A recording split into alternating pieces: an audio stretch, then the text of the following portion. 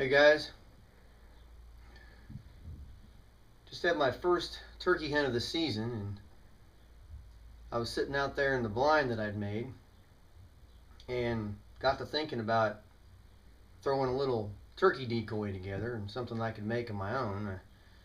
The other day my family and I were out doing some scouting, and we ran across a few piles of feathers all tore up. And so what I'm doing, this is something that you guys can all do. It isn't really going to cost much. Probably a lot of this stuff you've got laying around in your house or your garage somewhere. Some duct tape. The inner layer here, it doesn't have to be anything special, just something, you know, the shiny stuff can go on the inside of what I'm going to do here. The camo duct tape is going to go on the outside, as you don't want anything really unusual looking for that bird to see. Get yourself any old cardboard box and cut yourself off something about that size. I don't know what that is, maybe 8 by 4 inches, something like that.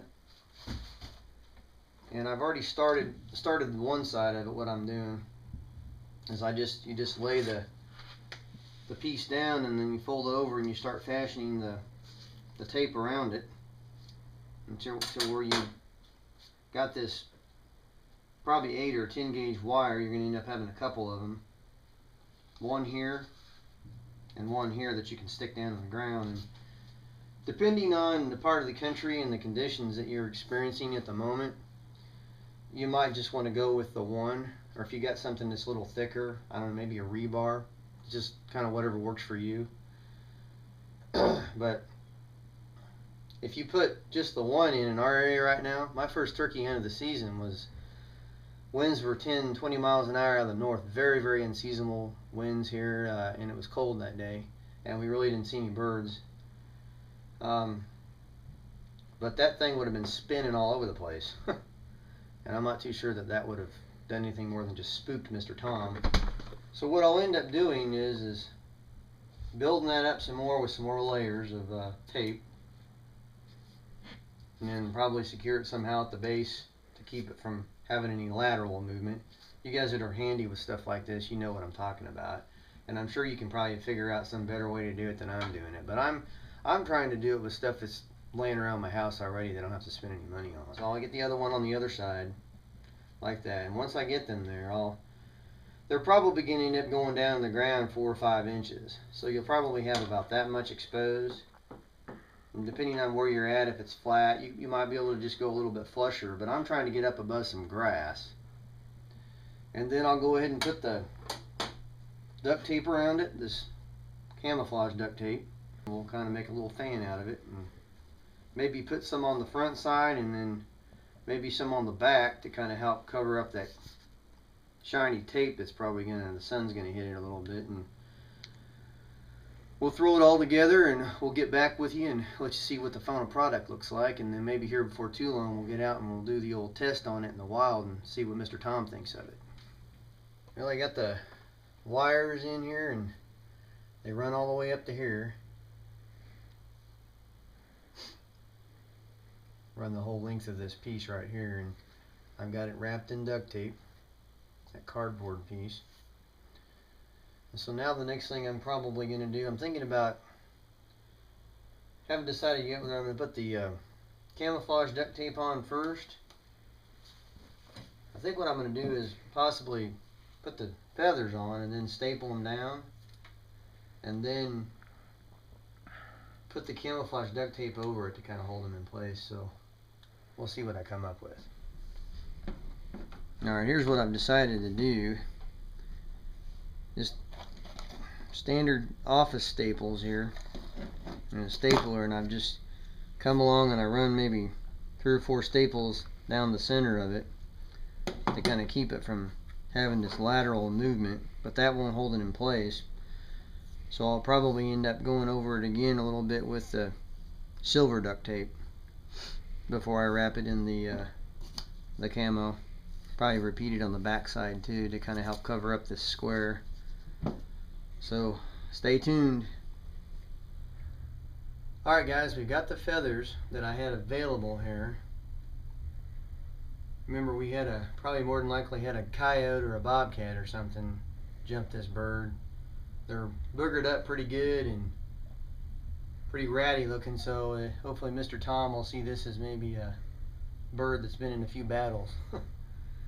But what I've got here is I went ahead and taped over the top of them, and then I've gotten down in here and I've actually added a staple on either side of it to kind of give it some more support.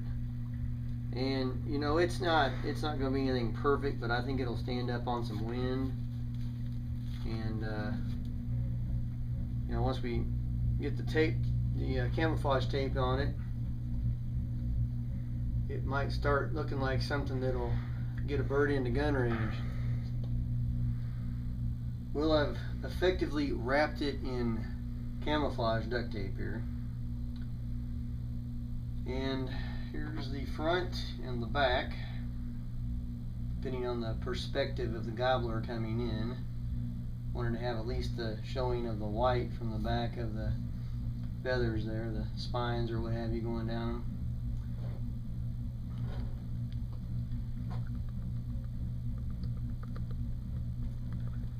I bet you can hear the wash machine upstairs there, huh?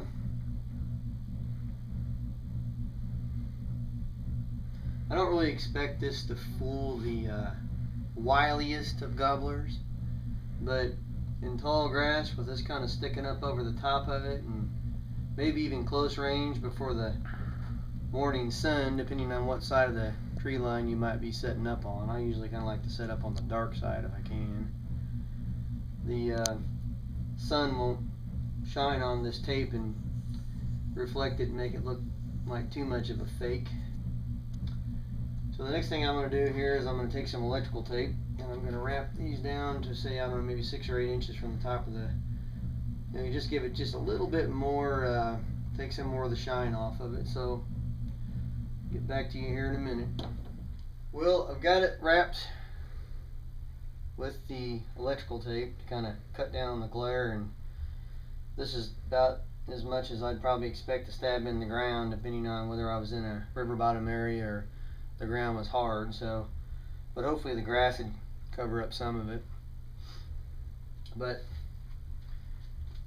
here's kind of the idea. We're just going to stab that in the ground, and a lot of times the wind ends up moving these guys around, because I got them years ago at Cabela's, and they're a pretty effective decoy. I think there's better ones out there, but they are relatively inexpensive. And this little thing I'm holding here, I have a feeling that, you know, it's gonna be kind of the poor man's approach to the whole situation. And I know a lot of you guys are probably like me, you're not loaded with money by any stretch, so you just kind of get the most bang for your buck. So here I am trying to help you stretch your dollar. So we'll get out here sometime and we'll see if we can put the old show me state turkey hunting opportunity to the test here and see how this works out. So stick around for my next hunt. This could get interesting. Until then, happy hunting.